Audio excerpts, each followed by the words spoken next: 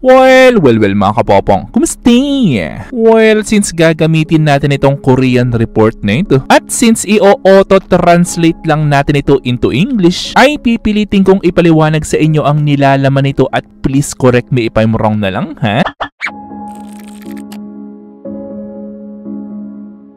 Well, ito kasing article na ito ay patungkol sa balita na yung daw naka number 32 na import na tumulak dito kay Idol Renz Abando nagtry pala mismo mag-sorry dito kay Renz through a phone call. Pero yun nga lang na ito namang move na ito mukhang hindi naman nagustuhan ni Renz Abando at ng mga mismong Koreano dahil sa paraan ng pag-a-apologize o pag-sorry nitong ni Chinano dito kay Abando. Well, kung babasahin kasi natin itong balita na ito, ay dito ay tinangkaraw ni Chinano na mag-apologize dito kay Renz Abando sa pamamagitan ng paggamit ng isang interpreter. Honestly mga kapopong, hindi masyado malinaw yung translation pero ang gusto ba nilang sabihin dito sa report na ito gumamit lamang ng interpreter itong si Chinano na interpreter naman na magiging representative na tatawag o pupunta mismo sa panig ni Abando para mag-sorry? O ito ba na report na ito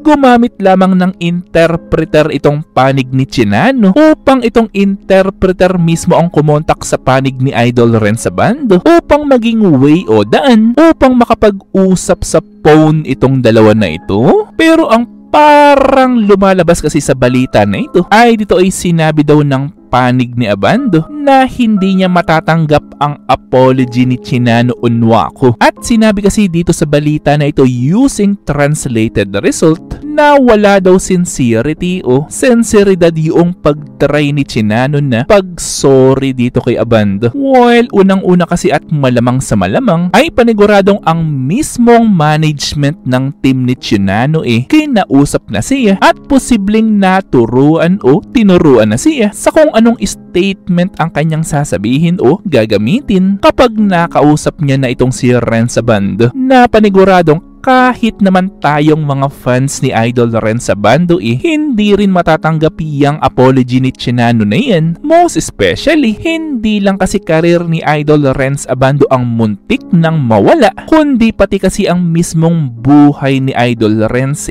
muntikan na rin dahil sa ginawa nitong tao na ito. Pero wait lang mga kapopong ha, dahil itong next na aking ipapakita ay paniguradong mas ikaiinit ng inyong mga ulo. Well, kung babasahin nyo kasi itong translated statement na ito, na statement galing sa panig ni Chinano, ay ang parang lumalabas sinisisi pa nila itong si Renz Abando sa kung anong nangyayari sa kanya, which is talagang kahit kayo naman ni Abando talagang hindi rin tatanggapin yung apology ng panig ni Chinano dahil kahit kasi yung mga mismong sports news personality sa South Korea ramdam nilang walang sincerity o sinceridad yung pag-sorry o pag-apologize ng panig ni Chinano. Well, kaya't hindi rin talaga natin masisisi itong article na ito, na article na ginawa ng isang Koreano na sinabi niyang yung apology ni Chinano mas ikinagalit pa ng panig ni Renz Abando. Well, actually tama lang naman yan dahil ang malaking porsyento kasi ngayon ng mga tao sa Pilipinas na fan ng basketball galit rin ngayon sa tao na ito. Subalit, alam niyo ba ang kahit papaano medyo ikinatutuwa ng mga Filipino ngayon? Well, kung pagbabasihan nyo kasi itong page ni Idol Renz Abando na ito, ay dito ay mababasa natin na meron pa itong greet ng Happy New Year at sinabing ang buhay daw ay parang ocean na it goes up and down, na dito pa lang sa post na ito ay mararamdaman natin na posibleng very soon ay makita ulit natin itong si Idol Renz Abando na malakas na talaga. At ang isa rin sa mga ebidensya very soon upang malaman o makita nating okay na talaga itong si Renz ay yung tipong makita nating nagagawa ulit niya yung mga warm-ups at mga stretching drills na tulad sa mga ginagawa niya dati, na baka nga yung experience ni Renz Abando na yan maging daan pa sa kanya upang mas lumakas, na tipong mas nalagpasan pa niya yung mga dati niyang common na ginagawa. At kapag nakita natin siyang magawa ang mga tulad nitong stretching na ito, na halos mabaliko na ang likod sa sobrang pagka flexible ng katawan, ay talagang totoong masasabi na natin na ayos na talaga itong si Idol.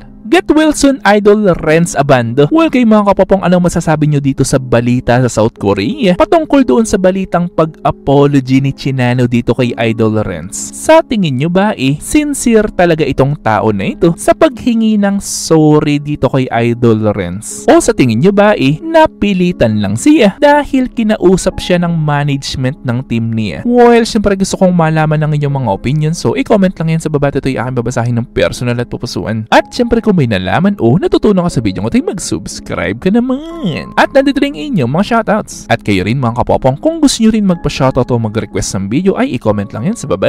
At muli ito yung Teacher Popong na nagsasabing, Te Amo and Happy New Year!